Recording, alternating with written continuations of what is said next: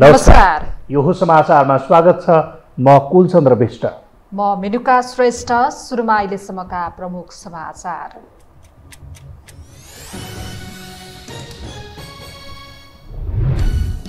सरकारकै संरक्षणमा पहिचानवादीले जनता भड्काएको एमालेको आरोप। आक्रमणको श्रृङ्खला नरोकिए सदन चल्न नदिने चेतावनी। हदम्याद हट्दा एमालेमा पार्टी प्रवेशको लहर। शीर्ष नेताले आफ्नो क्षेत्रमा मनपरी बजेट छुट्याएकोमा सांसदको आपत्ति। विद्युतीय सवारीको भन्सार निःशुल्क गर्न माग। जिल्ला निर्वाचन कार्यालय खारेजीको विषयमा सर्वदलीय बैठक भोलि। अत्याधिक गर्मीसँगै कुवा र इनार सुक्न थाले। अस्पतालमा बिरामीको चाप बढ्यो। खडेरीका कारण किसानलाई खेती लगाउने समस्या। समाधानका पहलबारे सदन मार्फत सरकारको ध्यानाकर्षण। उत्तर अमेरिकामा वायु प्रदूषण बढेपछि 10 लाख मानिस प्रभावित। मास्क लगाएर मात्र हिँड्न सरकारको आह्वान। डडेलोले 38 लाख हेक्टर वन सखाप। र 14औं संस्करणको पुरुष हाफ च्याम्पियनसिप फुटबलका लागि 23 सदस्यीय टोली घोषणा। उद्घाटन खेलमा असार 6 गते नेपालले कोविडसँग प्रतिस्पर्धा गर्ने।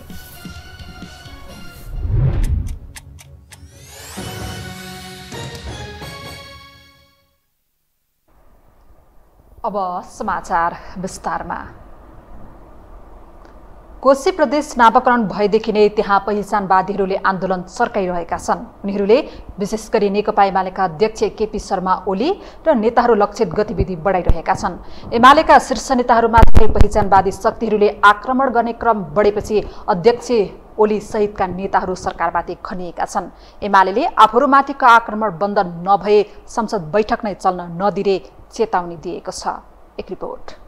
बिहिबार पार्टी केन्द्रीय कार्यालय च्यासलमा नेकपा एकीकृत समाजवादी पार्टी परित्याग गरी एमालेमा समाहित भएका मुकुन्द नेउपाने सहितका नेतालाई स्वागत गर्दै नेकपा एमालेका अध्यक्ष केपी शर्मा ओलीले सरकारले पहिचानवादको पक्ष लागेर देशभर जनता भट्काइरहेको आरोप लगाए।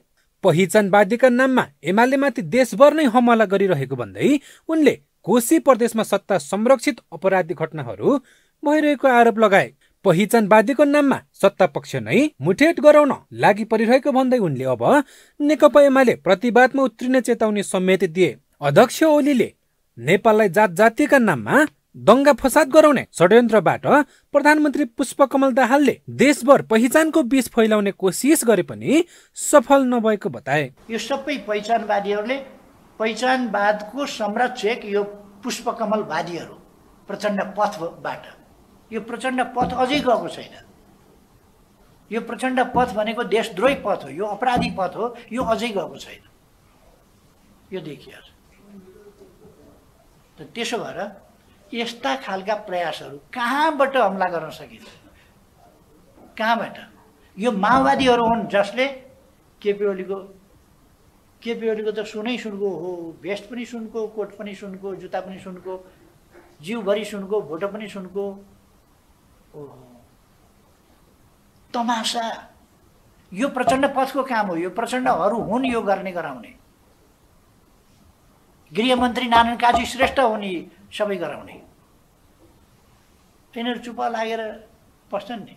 नेकपा एमालेले संसदमा समेत यो विषय बारम्बार उठाइरहेको छ। सार्वजनिक कार्यक्रम होस् या संसदभित्र समेत एमालेले विरोध जनाइरहेको छ। कोशी प्रदेशमा पहिचानवादीले एमाले नेता कार्यकर्तामाथि आक्रामक भएको भन्दै एमालेले भोलिदेखि सदन नै चल्न नदिने चेतावनी दिएको छ। एमालेका प्रमुख सचेतक पदम गिरीले प्रतिनिधि सभाको बैठकमा बोल्दै नेकपा एमालेका नेता कार्यकर्तालाई लक्षित गर्दै शान्तिपूर्ण कार्यक्रममा ढुङ्गा मुण्डा गर्ने र आतंकित गर्ने काम सरकारमा रहेका सत्तारूढ पार्टीका कार्यकर्ताबाट भइरहेको आरोप लगाए। सत्ता पक्षका व्यक्तिहरूको संलग्नतामा आतंक सिर्जना गर्ने काम भइरहेको भन्दै उनले एमाले नेताहरूमाथि भएको घटना निन्दनीय रहेको जिकिर गर्दै अब सहन नसक्ने बताए। खास गरी नेकपा एमालेका नेता कार्यकर्ताहरूलाई लक्षित गरेर विभिन्न ठाउँमा हाम्रा शान्तिपूर्ण कार्यक्रमहरूमा अवरोध सिर्जना गर्ने, ढुङ्गा मुडा गर्ने र आतंक सिर्जना गर्ने काम खास गरी सरकारमै रहेका र त्यस सत्तारूढ पार्टीसँग सम्बद्ध रहेका कार्यकर्ताहरू समेत संलग्न भएर आज ढुङ्गा मुडा हुने काम भएको छ। हरेक ठाउँहरूमा असुरक्षा र अशान्ति सृजना गर्ने काम भइराखेको छ। सभामुख महोदय, नेकपा एमालेमाथि चौतर्फी घेराबन्दी भइरहेको र श्रृङ्खलाबद्ध आक्रमणको प्रयास गरिरहेको भनेर एमालेका नेताहरूले सदन र सडकदेखि सार्वजनिक कार्यक्रमसम्म कुरा उठाइरहेका छन्।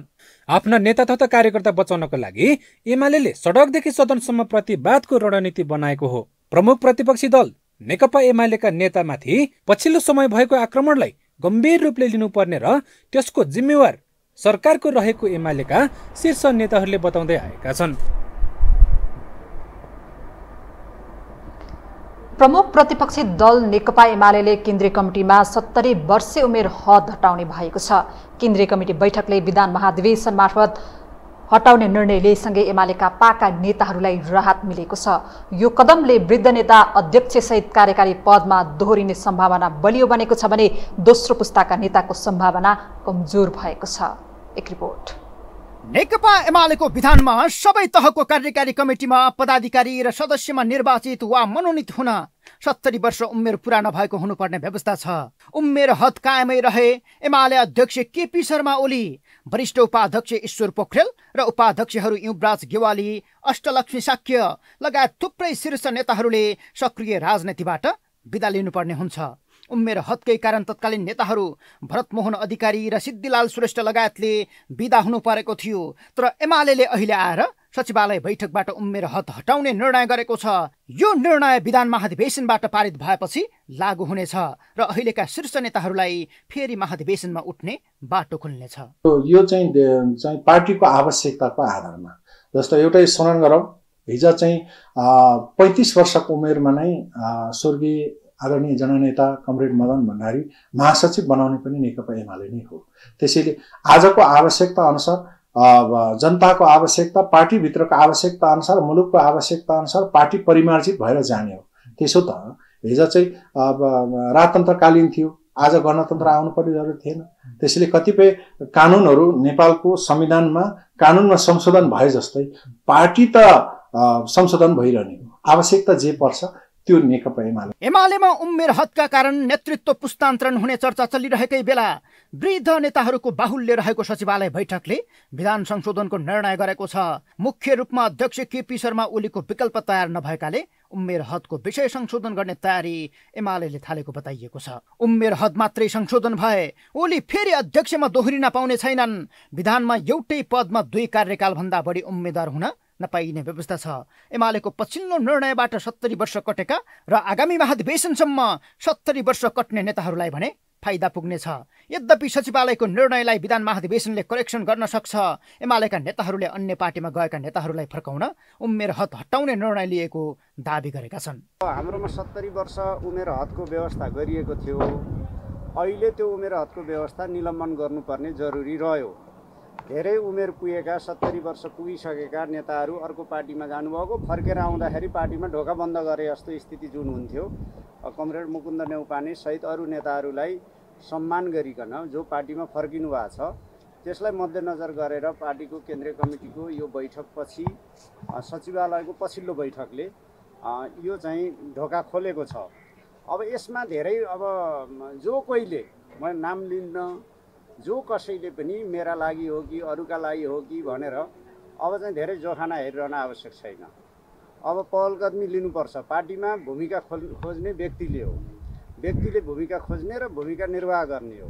नेकपा एकता राष्ट्रिय अभियानका अध्यक्ष वामदेव गौतम र एकीकृत समाजवादी पार्टी परित्याग गरेका मुकुन्द नेउपानेलाई एमालेले न्युहु बनाएको छ। नेतृत्वमा पुस्तान्तरण हुने र नयाँ पुस्ता स्थापित हुने अपेक्षामा रहेका नेताहरू भने निराश बन्न पुगेका छन्। एमालेको यो निर्णयबाट वामदेव गौतम सबैभन्दा उत्साहित भएका छन्। उहाँहरूले मलाई खबर गर्नुभयो, तपाईलाई अहिले पनि निलम्बन भएको छ, आगामी महाधिवेशनसम्म यो निलम्बन भइरहन्छ, तपाईँ आउनु पर्यो भनेर भन्नुभयो भने म र मसित रहेका जे जति साथीहरू छन् सँगै लिएर त्यहाँ एकीकृत हुनको निम्ति हामी जान्छौँ। यही अवस्थामा जान्छौँ। यही अवस्थामा कुनै चाहिँ केही पर्दैन। अब उहाँहरूले मलाई नै रोक्नको निम्ति त्यो उमेर हद ल्याउनु भएको हो। मैले त्यस बेला के भनेको थिएँ भने 70 वर्ष यहाँ भएका सबै पुग्नुहुन्छ एक दिन। एउटा 70 वर्ष पुग्नुभन्दा ठिक अगाडि अध्यक्ष भइहाल्यो भने अरू बाँकी रहेका 10-12 जना त त्यो 70 वर्ष पुग्छ भने त आउट हुनै पर्छ। त्यस भएर 70 वर्ष सबैको निम्ति आउँछ।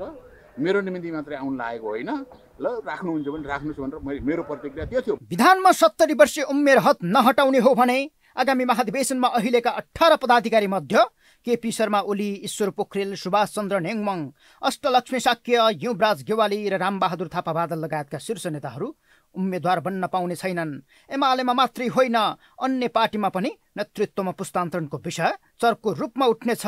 एमाले विधान महाधिवेशनबाट उम्मेर हद हटाउने निर्णय लिए। एमालेका साथै अन्य पार्टीमा पनि पुस्तान्तरणको विषय कमजोर बन्नेछ। यो हो टेलिभिजनका लागि पासाङ शेर्पाको रिपोर्ट। एमाले अध्यक्ष ओलीले 70 वर्ष उमेर हद माथि कैची लगाएसँगै पार्टी छोडेका वामदेव गौतम थप उत्साहित बनेका छन्। यसअघि उमेर हद राखिएकै कारण एमाले पार्टी परित्याग गरेका उनले यो व्यवस्था हटाउने निर्णय भएसँगै यथास्थितिमै आफूहरू एमाले फर्कन तयार भएको प्रतिक्रिया दिएका छन्। अध्यक्षको कदममाथि समर्थन जनाउँदै उनले अब आफू एमाले फर्किने तर पार्टी अध्यक्ष केपी शर्मा ओलीले फोन गर्नुपर्ने भनेका छन्। एक रिपोर्ट। वामदेव गौतम एमालेमा पण्डितको जिम्मेवारी पाए पनि जान तयार भएका छन्। कारण हो उमेर हदको विषय। एमाले अध्यक्ष केपी शर्मा ओलीले मंगलबार बेलुका आफ्नै लागि 70 वर्षीय उमेर हद प्रावधान हटाएपछि उमेरकै कारण किनाराकृत बनेका नेताहरू सलबलाउन थालेका छन्। त्यसमध्येका एक वामदेव गौतम अब एमाले अध्यक्ष ओलीको फोन आउने बित्तिकै फर्किहाल्ने मुडमा छन्। यदि उहाँहरूले मलाई खबर गर्नुभयो तपाईलाई अहिले पनि निलम्बन भएको छ, आगामी महाधिवेशनसम्म यो निलम्बन भइरहन्छ, तपाईँ आउनु पर्यो भनेर भन्नुभयो भने म र मसित रहेका जे जति साथीहरू छन् सँगै लिएर त्यहाँ एकीकृत हुनको निम्ति हामी जान्छौँ। भनेको यही अवस्थामा जान्छौँ। यही अवस्थामा कुनै चाहिँ केही पर्दैन। अब म त्यहाँ बस्दासम्म मैले जे काम गरेँ त्यो नभएको भए हुने थिएन। त्यस भएर मबाट उहाँहरूले नोक्सान चाहिँ बेहोर्नुहुन्न। म बरु प्रेरित चाहिँ हुनुहुन्छ। मलाई यो देऊ पनि भन्दैन, तर मैले काम गर्न पाउने ठाउँ चाहिन्छ, कुनै कमिटी चाहिन्छ। मैले के काम गर्ने मेरो क्षेत्र हुनुपर्छ। मलाई बसेर चाहिँ बोलिरहने हो भनेर भने पनि बसेर भाषण गरिरहनु पर्यो, पण्डितहरूले प्रवचन गरे जस्तै गर्न पाउनु पर्यो। तर वामदेव गौतम आफै हात पसारेर एमाले अध्यक्ष ओलीको दैलोमा पुग्न थोरै नर्भस छन्। कमसे कम एकपटक भए पनि ओलीको फोन आए वा ओली भेट्न आए 75 कटेको कम्मर मर्काएर जाने दाउ उनको छ। यसर्थ यसको सन्देश उनी एमाले नेताहरू मार्फत पठाइरहेका छन्। एमाले नेताहरू पनि यही मौकामा गोल गर्न वामदेवलाई उस्काइरहेका छन्। सबैको मुखमै तपाईको नाम छ। मुकुन्द नेउपाने धेरै सम्झेकै छैन। त्यही भनेर त्यो अध्यक्षले भन्नुहुन्छ, उहाँले फोन गर्दै पनि त भन्नु। अध्यक्ष एकजनाले भन्ने र यत्रजनाले भन्ने फरक कुरा हो। बल तपाईको कोर्टमा छ, खेल्नु छ। तपाईँ खेल्ने हो, अब सक्नुहुन्छ, बलियो हुनुहुन्छ नि, तपाईँले गोल गर्नु छ। ढिलो किन गर्ने त सुरु गरेँ म। तपाईँ जानुहोस्, केपीलाई भन्नुहोस्, उहाँ आउन तयार हुनुहुन्छ, तर औपचारिक रूपमा यस्तो भयो भनेर भन्ने बाहिर आउनु पर्यो। त्यो त अमानी लिएर आउँछ नि त, म के भयो।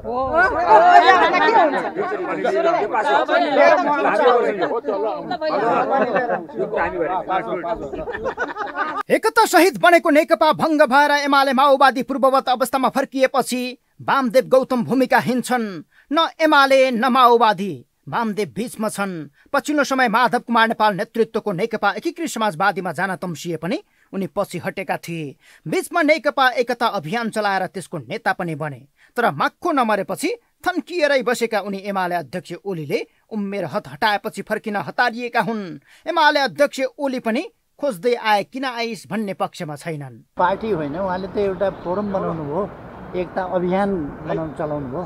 त्यो अभियान मात्रै हो, पार्टी खोले। उमेर हद पुरै हट्यो भने चाहिँ अध्यक्षले पहल गर्नुभयो भने जान्छु भन्नुभएको छ एमालेमा। भित्र्याउनुहुन्छ हुन्न भन्ने कुरो, उहाँको पार्टी सदस्यता एमालेमै छ। नेकपा भएकै बेला पनि उमेर हद राखिएपछि गौतमले चित्त दुखाएका थिए। नेकपा भङ्ग भएर एमाले बिउतिएपछि पनि उमेर हद कायमै रहेपछि गौतमलाई जोस चलेको थिएन।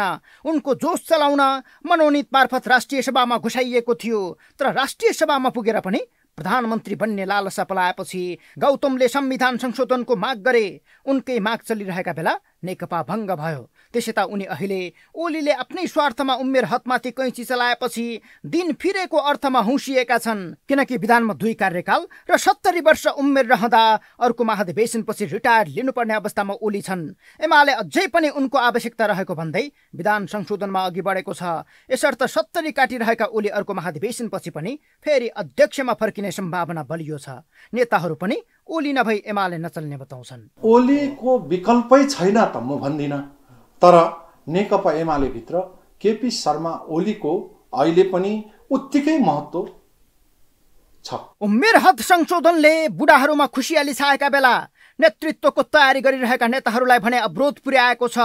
तैपनि मुटुमाथि ढुङ्गा राखी ओलीको बोली स्वीकार्नुको विकल्प उनीहरूसँग छैन।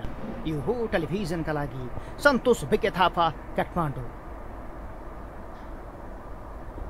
अब बाँकी समाचार। सङ्घीय संसदका दुवै सदनमा बजेटमाथिको छलफल जारी छ। प्रतिनिधि सभाको बिहिबारको बैठकमा प्रतिपक्षीसँगै सत्तारूढ दलकै सांसदहरूले पनि बजेटमाथि आलोचना गरेका छन्। उनीहरूले प्रधानमन्त्री र अर्थमन्त्रीले आफ्नो निर्वाचन क्षेत्र गोर्खा र नुवाकोटमा मनपरी ढङ्गले बजेट वितरण गरेको भनेर असन्तुष्टि जनाएका हुन्। एक रिपोर्ट। प्रतिनिधि सभा बैठकमा भाग लिँदै सदनको चौथो ठूलो दल राष्ट्रिय स्वतन्त्र पार्टीका सभापति एवं सांसद रवि लामिछानेले हजुवाको भरमा बजेट निर्माण भएको टिप्पणी गरे। बजेट राजस्वमा आधारित भएको भन्दै उनले कार्यान्वयनमा आशंका व्यक्त गरे। गोर्खा, नुवाकोट र डडेलधुरामा मात्रै विकास बजेट गएको भन्दै उनले यसबारे अर्थमन्त्रीले जवाफ दिनुपर्ने बताए। उनले बजेटमा विदेशमा भएका नेपालीलाई मताधिकार दिने विषय नपरेकोमा असन्तुष्ट जनाएका छन्। आगामी दिनमा बजेट बन्नुभन्दा 5 महिना अगाडि नै शिक्षा र स्वास्थ्य नीति कस्तो बनाउने भन्ने सम्बन्धमा बृहत छलफल गरेर साझा अवधारणा बनाउनु पर्ने उनको तर्क छ। अवसर नपाएर बाध्य भएर विदेश बसेका नेपालीहरूले आफ्नो देशको भविष्य छान्न पाउनुपर्छ, भोट हाल्न पाउनुपर्छ। त्यसलाई प्राथमिकताका साथ राखियोस्। म माननीय अर्थमन्त्रीज्यूलाई विदेशमा रहेका नेपालीहरूले मतदान गर्न पाउने अधिकारको सुनिश्चितताका लागि कति बजेट छुट्याउनु भएको छ, के व्यवस्था गर्नु भएको छ, म त्यसको लागि पनि जवाफ चाहन्छु। बैठकमा राष्ट्रिय प्रजातन्त्र पार्टीका अध्यक्ष राजेन्द्र लिङ्गदेनले विद्युतीय सवारी साधनको भन्सार पूर्ण रूपमा निशुल्क गर्नुपर्ने माग गरे। आर्थिक वर्ष 2080-81 को बजेटमा राजस्व असुलीको लक्ष्य प्राप्ति हुन नसक्ने देखिएको भन्दै उनले बजेट अनुगमन अनुदान र ऋणमा आधारित भएको टिप्पणी गरे। विद्युतीय गाडीमा पनि सर्वसाधारणले किन्न सक्ने विद्युतीय गाडीमा करको दर बढाइयो। सार्वजनिक प्रयोजनका लागि ल्याइने विद्युतीय गाडीको भन्सार शुल्क अथवा कर चाहिँ वृद्धि गरियो। तर महँगो गाडी, जसलाई हामी लग्जरियस गाडी भनेर भन्छौँ, ठुला बडाहरूले चढ्ने गाडी भन्छौँ, त्यसको चाहिँ कर घटाइयो। यस्तो चिजहरूले स्वाभाविक रूपले अन्यल सिर्जना गरेको छ। बजेटबाट प्रतिपक्षी दलले मात्रै विरोध जनाएका छैनन्, सत्तारूढ दलकै सांसदहरूले समेत असन्तुष्टि पोखेका छन्। नेकपा माओवादी केन्द्रका सांसद पूर्णबहादुर घरतीले अमुक जिल्ला र योजनामा बजेट पार्ने प्रवृत्तिको पुनरावृत्ति भएको आरोप लगाए। वैकल्पिक सहायक राजमार्ग विकास कार्यक्रम विनियोजन भएको 5 अर्ब भन्दा आधा रकम प्रधानमन्त्री, अर्थमन्त्री र देउबाको जिल्लामा मात्र रहेको र आधा रकम 74 जिल्लामा छुट्याएको भन्दै उनले असन्तुष्टि व्यक्त गरे।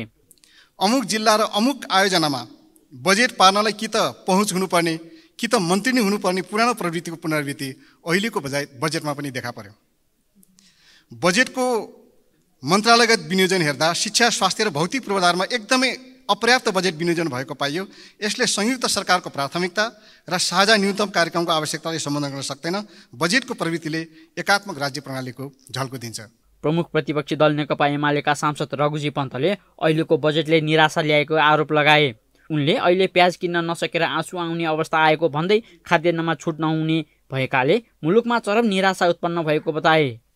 उहिले प्याज काट्दा आँसु आउँथ्यो, अब केही दिनपछि प्याज किन्दै आँसु आउँछ। प्रकाश शरण महर्जीले पनि त्यही गहतको झोललाई तपाईँ हामीलाई रहरको दाल भनेर खानिदिनु भएको छ। हामी प्रत्येक पस्किदिनु भएको छ। हामी प्रतिपक्षमा बसेकाहरू त क्लियर छौँ, तर तपाईँ सत्ता पक्षकाहरू चित्त नबुझे पनि ठटाइराख्नु भएको छ। खानुहोस् गहतको झोललाई रहरको दाल भनेर। यो बजेट 17.5 खर्बको बजेट आछ। 4 खर्ब घाटा देखिन्छ।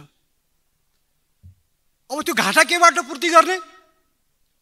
वैदेशिक अनुदानबाट, वैदेशिक ऋणबाट, र आन्तरिक ऋणबाट।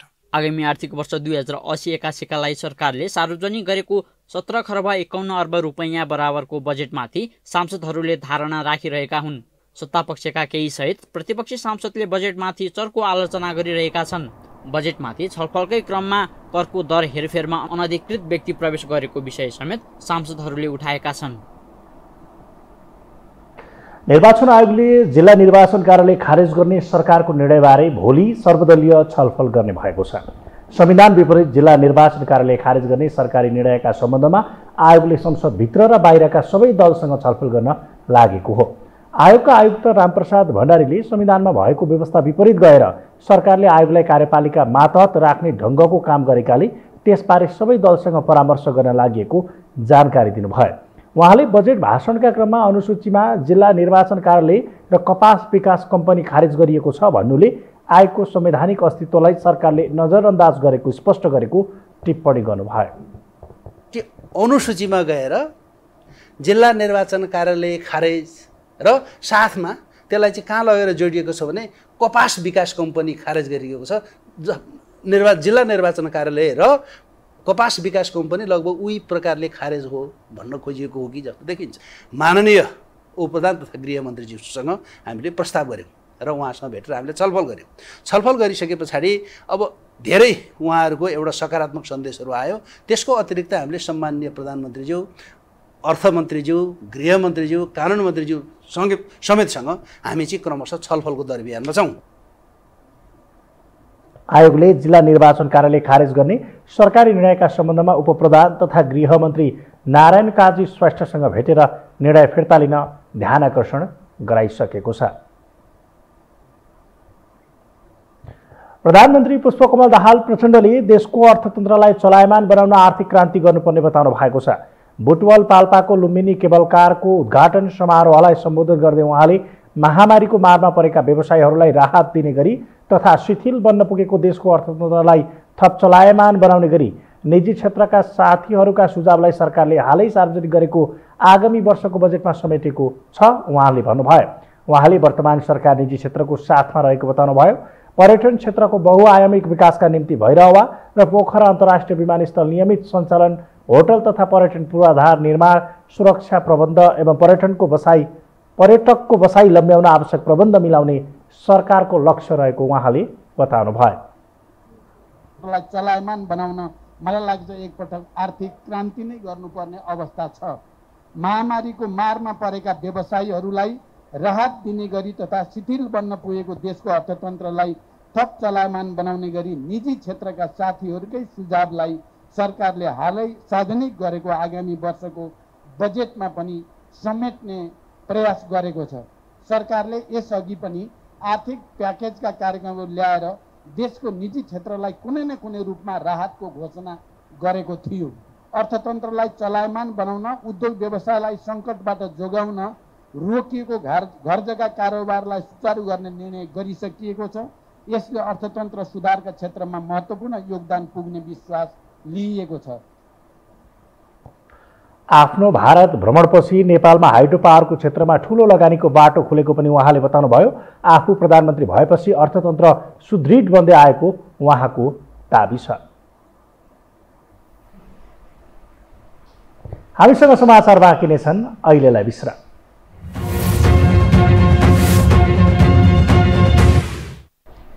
विश्रामपछि स्वागत छ। अब बाँकी समाचार। भारतको संसद भवनमा लुम्बिनी र कपिलवस्तु समेटेको अखण्ड भारतको नक्सा राखिएपछि नेपालमा यसको चर्को विरोध भइरहेको छ। भारतको नयाँ संसद भवनमा राखिएको उक्त नक्सालाई लिएर बङ्गलादेशले समेत आपत्ति जनाउँदा नेपालमा पनि काउन्टर सुरु भएको छ। भारतलाई जवाब दिनकै लागि काठमाडौँ महानगरपालिकाले मेयर बालेन्द्र शाहको कार्यकक्षमा ग्रेटर नेपालको नक्सा झुन्ड्याएको छ। एक रिपोर्ट। भारतको संसद भवनमा अखण्ड भारतको नक्साप्रति सरकार मौन बसेको आरोप लाग्दा काठमाडौँ महानगरपालिकाका प्रमुख बालेन्द्र शाहको कार्यकक्षमा भने ग्रेटर नेपालको नक्सा झुन्डिएको छ। पारिवारिक कारणले भारतको बेंगलोरमा रहेका उनले उक्त नक्सा भारत जानु अघि नै राख्न निर्देशन दिएका थिए। यो सँगै कथित अखण्ड भारतको नक्साको विषय पुनः चर्चामा आएको छ। संसदमा राखेको यो नक्सामा नेपालको लुम्बिनी र कपिलवस्तु समेत समावेश भएका कारण नेपालमा आलोचना भइरहँदा यो विषय बिस्तारै तातिँदैछ, जसलाई प्रधानमन्त्री पुष्पकमल दाहाल प्रचण्डले हालैको भारत भ्रमणमा उच्चस्तरीय छलफलको विषयवस्तु नबनाएपछि नेपालमा पनि ग्रेटर नेपालको चर्चा चल्न थालेको थियो। फलत राष्ट्रिय स्वतन्त्र पार्टीका सांसद विराज भक्त श्रेष्ठले समेत सांस्कृतिक रूपमै भए पनि आफ्नो संसदमा ग्रेटर नेपालको नक्सा राख्नुपर्ने बताएका थिए। माओवादीका सांसद सरल सहयात्रीले समेत सामाजिक सञ्जाल मार्फत यो प्रस्ताव राख्दा उक्त नक्साको विरोधमा बागमती प्रदेश सभाले एकमतद्वारा संकल्प प्रस्ताव नै पारित गरेको छ, जहाँ बालेन्द्रले त काउन्टरको सुरुवात नै गरेका हुन्। कुरा मोरलको होइन, कुरा मोरलको हो। अब हाम्रो प्रतिनिधि सभामा पनि सांस्कृतिक रूपमै भए पनि टिस्टा नदीदेखि पश्चिमको कुमाऊ गढवाल सहितको ग्रेटर नेपालको नक्सा किन नराख्ने? इतिहासकारहरूले समेत ऐतिहासिक सामग्रीहरू हेर्दा भारत नामको कुनै राज्य प्राचीन र मध्यकालमा समेत नभएको दावी गर्दा अखण्ड भारतलाई नै कथित भन्ने गरेका छन्, जहाँ भारतवर्ष भन्ने चलन समेत 2000 वर्ष अघि मात्रै आएको अवधारणा भएको तथा यो समेत राजनीतिक नभएर सांस्कृतिक सीमा क्षेत्रका रूपमा भएको उनीहरूको तर्क छ। त्यस्तै भारतवर्ष अन्तर्गत तिब्बत, चीन, कोरिया, जापान मात्रै नभई Thailand, Burma, Cambodia, Laos, Vietnam तथा सुमात्रा द्वीप समूह पनि पर्छ।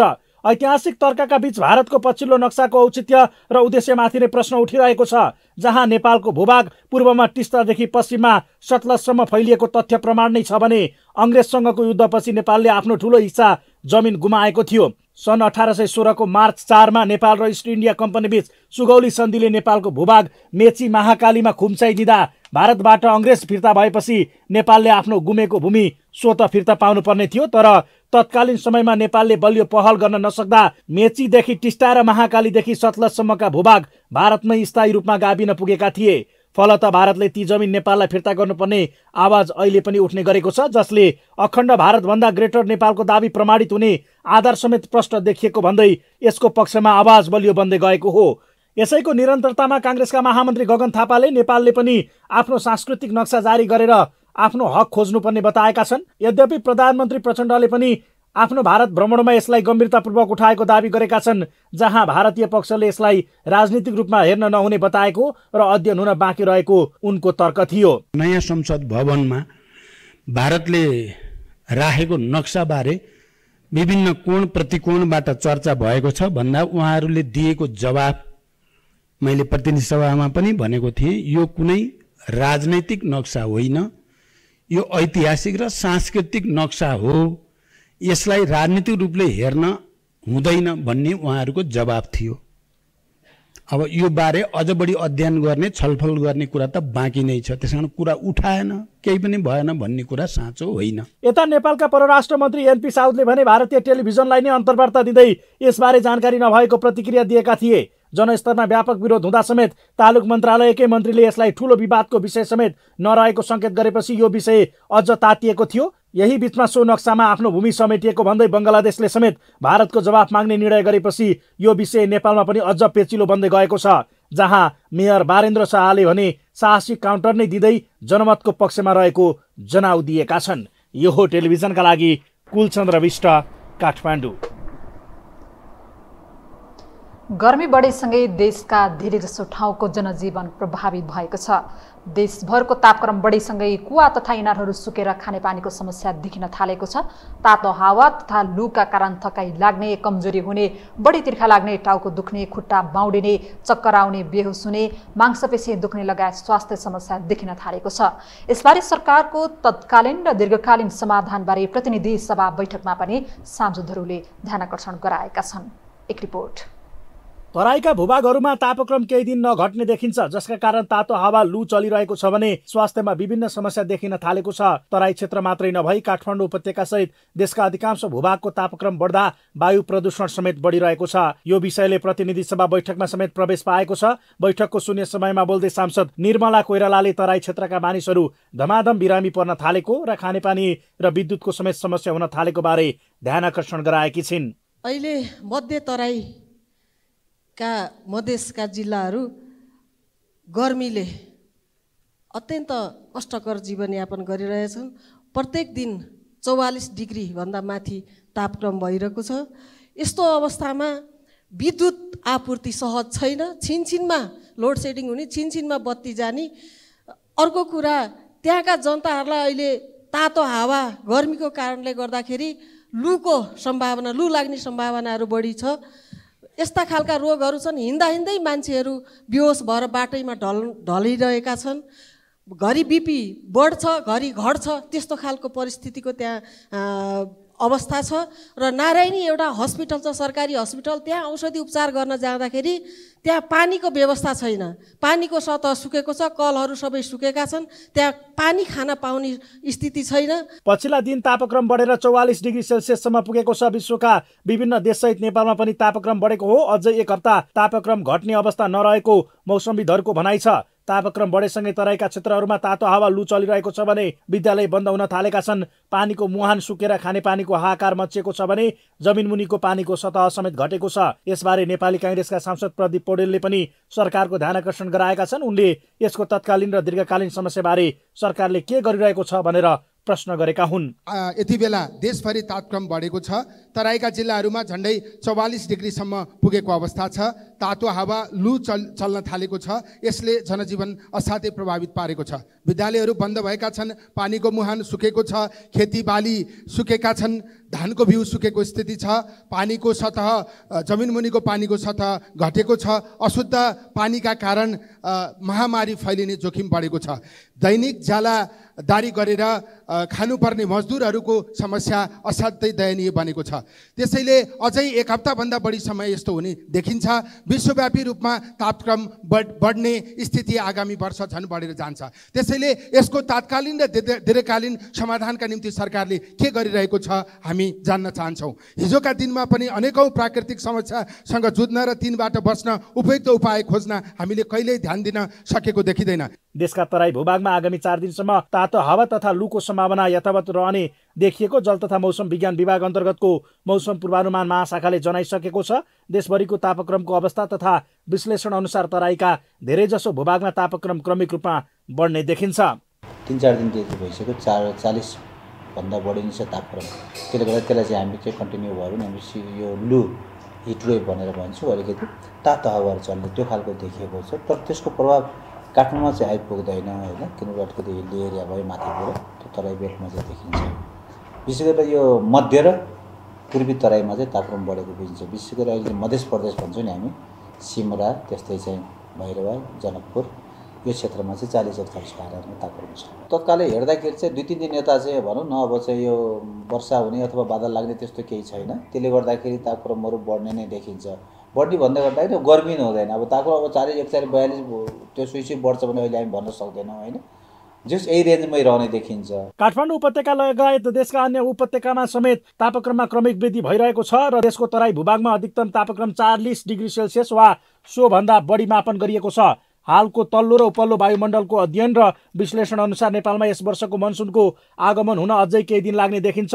तातो हावा तथा लूबाट बच्न बढी गर्मीको समयमा घरभित्र अर्थात् चिसो स्थानमा रहने, बाहिरी वातावरणमा बढी नजाने, हल्का लुगा लगाउने, सुती कपडा लगाउने, बाहिर निस्कँदा टाउको छोप्ने, टोपी लगाउन विज्ञहरूले सुझाव दिएका छन्।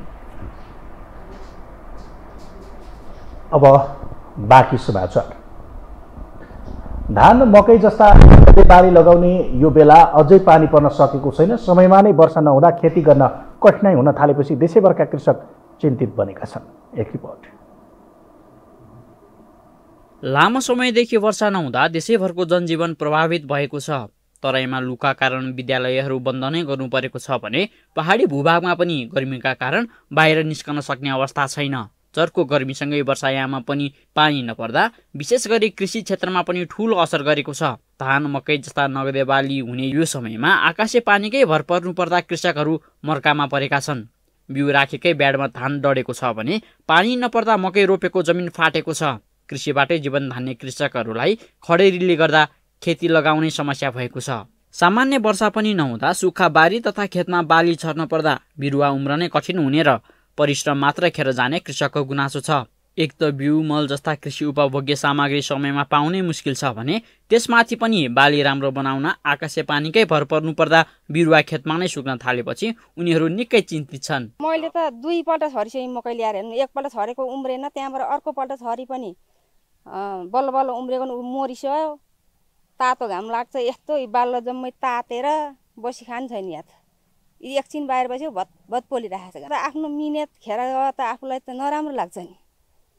मिहिनेत आए त राम्रो लाग्थ्यो, मिहिनेत आउँदैन, दुःख गरी यार ऊ बाख्रामै पालेको छ त्यहाँ। मैले त मेरो त खेती किसान मात्रै हो। धेरै गाह्रो भइसक्यो यसपालि। अब भन्नु न बाढै मरिसक्यो, पानी लाउन नपाएर। अब कुलोको खोलाको पानी छैन, पानी यो खोलामा सुकिसक्यो। यसपालि धेरै गाह्रो छ। अब यो अब तपाईँको अब अहिले त यो बिउ अब यतिकै मरेर गयो भने अब फेरि अर्को बिउ राख्ने बेला त धेरै ढिलो हुन्छ। अब पानी परेन, अब यस्तै हो, सबै डढो लगाइसक्यो। यो पानीले सबै अब कामै छैन। अब अलिअलि भएको अब त्यो खोलाको पानी अब सबै सुकिसक्यो। यसपालि धेरै गाह्रो छ। माटोलाई नै आफ्नो जिउने आधार बनाएका कृषक बालीमा पर्याप्त पानी नहुँदा अन्नपात उब्जनीमा रास आउने हुँदा मर्कामा परेका छन्। कृषकहरूले आफैलाई पुग्ने अन्न पनि उत्पादन गर्न नसक्दा भोकमरीको अवस्था सिर्जना हुन सक्ने डर बढेको छ। लामो समय खडेरी पर्दा खोला कुलोमा पनि पानी सुकेका कारण पानी तानेरै खेती गर्दै आएका किसानहरू यसपटक भने त्यसबाट पनि वञ्चित बनेका छन्। विगत वर्षहरूमा यही समयमा धान रोप्न सुरु गरिसक्ने भए पनि यस वर्ष भने धान अझै ब्याडमा नै रहेका कारण कृषकहरू थप मारमा परेका छन्। लामो समयदेखि खडेरी पर्दा बिउ अभावकै बीज लगाएको बोटबिरुवा खेतबारीमा नै सुक्न थालेको छ। मल कृषि र सिँचाइले प्रत्येक वर्ष दुःख दिने कृषकलाई यसपटक भने प्रकृतिले पनि ठग्न पुगेको छ। यो हो टेलिभिजनका लागि क्यामेरामा विमल चौहानका साथ निरज कोइराला, भक्तपुर। अर्थमन्त्री डाक्टर प्रकाश शरण महतले 56 लाख सेयर लगानीकर्ताको नाम लिई सीमित व्यक्तिहरूले मात्रै फाइदा उठाउने कुरा सही नहुने बताउनु भएको छ। नेपाल धितोपत्र बोर्डको 31औं वार्षिकोत्सव कार्यक्रमलाई सम्बोधन गर्दै उहाँले सेयर मार्केट सीमित व्यक्तिको फाइदा पुग्ने माध्यमका रूपमा मात्रै सीमित बन्न नहुने बताउनु भयो। उहाँले लगानीकर्ताहरू बैंकमा राख्दा बढी हुन्छ कि सेयर बजारमा लगानी गर्दा बढी कमाइन्छ भन्ने हिसाबले लगानी गर्ने गरेको भन्दै सीमित व्यक्तिलाई फाइदा हुने गरी सेयर लगानी हुन नदिन बोर्डलाई आग्रह गर्नुभयो। उहाँले सेयर बजारलाई अटोमेटेड सिस्टममा र पेपरलेस बनाएर हरेक क्रियाकलाप लैजाने गरी अघि बढ्न जरुरी रहेको पनि बताउनु भयो। सेयर मार्केटलाई सीमित व्यक्तिहरूले फाइदा पुर्याउने, फाइदा पुग्ने माध्यमको रूपमा मात्र यो सीमित हुनुहुन्न। यो आम लगानीकर्ताको यो ब्याङ्कमा राख्दा यति आउँछ, यहाँ राख्यो भने अलिकति फाइदा हुन्छ कि भनेर आफूले चाहिँ मेहनत गरेर आफ्नो चाहिँ पेट कटाएर भए पनि केही भोलि केही होला कि भनेर जुन लगानी गरेका छन् उनीहरूलाई चाहिँ प्रोटेक्ट गर्ने सबभन्दा ठुलो जिम्मेवारी यसको हो भन्ने मलाई लाग्छ। अब यसलाई चाहिँ प्रतिस्पर्धात्मक उसमा पनि लानुपर्छ। सेयर बजारमा जलविद्युत कम्पनी बढी भएको र उद्योगिक व्यवसाय यो क्षेत्रमा आउने क्रम बढेको दाबी समेत उहाँले गर्नुभयो। हामीसँग अन्तर्राष्ट्रिय र खेलकुद समाचार बाँकी नै छन्। अहिलेलाई पुनः विश्राम।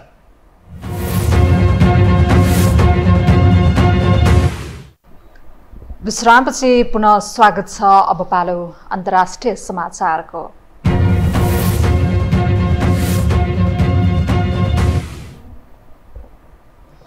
उत्तर अमेरिकाका 10 लाख मानिस वायु प्रदूषणको शिकार भएपछि N95 मास्क लगाउन सरकारले आह्वान गरेको छ। न्युयोर्कमा हिजोदेखि निःशुल्क मास्क वितरण सुरु गरेको अन्तर्राष्ट्रिय सञ्चार माध्यम बीबीसीले जनाएको छ। जो कोहीले पनि गुणस्तरीय मास्क लगाएर मात्र बाहिर निस्कन स्थानीय सरकारले आग्रह गरेका छन्। पछिल्लो हप्ता क्यानाडाका जंगलमा फैलिएको डढिलोबाट निस्किएको धुवाँले लाखौं मानिसमा श्वास प्रश्वास सम्बन्धी समस्या देखिएपछि मास्क लगाउन आह्वान गरिएको हो। अधिकारीहरूका अनुसार न्युयोर्कमा झण्डै 15,000 मानिस विस्थापित भइसकेका छन्। क्यानाडाका जंगलमा केही दिनदेखि लागेको डढेलोले अहिलेसम्म 38 लाख हेक्टर वन सखा भएको छ।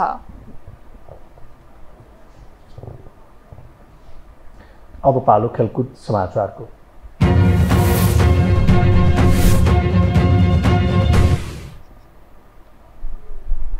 चौधौं संस्करणको पुरुष साफ च्याम्पियनसिप फुटबलका लागि नेपाली टोलीको घोषणा भएको छ। नेपाली राष्ट्र टोलीका मुख्य प्रशिक्षक भिसेन्जो अल्बर्टो एनेसेले आज 23 सदस्यीय नेपाली टोली घोषणा गरेका हुन्। साफमा नेपाल समूह एमा रहेको छ। नेपालको समूहमा सार्क विजेता भारत, कुवेत र पाकिस्तान रहेको छ। यस्तै समूह बीमा लेबनान, मालदिभ्स, भुटान र बङ्गलादेश रहेको छ। साफ च्याम्पियनसिप असार 6 देखि 18 गतेसम्म हुनेछ। साफको उद्घाटन खेलमा नेपालले कुवेतको सामना गर्नेछ। यससँगै हामी यो हो समाचारको अन्त्यमा आइपुगेका छौँ। बिदा हुनु अघि प्रमुख समाचार पुनः एकपटक।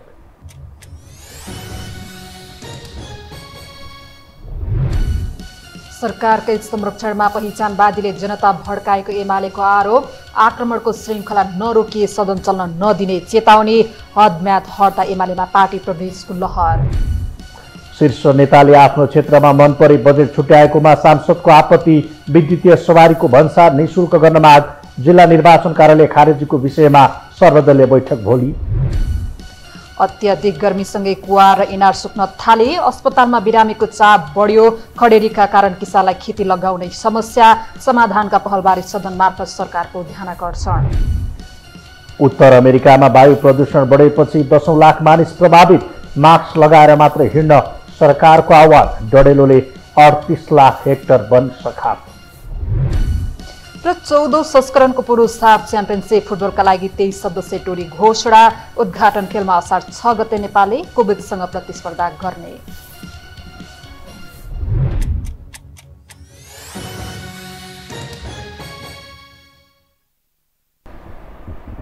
हवस् त, यो हो समाचार सकियो। समाचार बुलेटिनका साथै यो हो टेलिभिजनका सम्पूर्ण कार्यक्रम यो हो टेलिभिजन.com, यो हो खबर.com, युट्युब र फेसबुकमा पनि पढ्न र हेर्न सक्नुहुनेछ।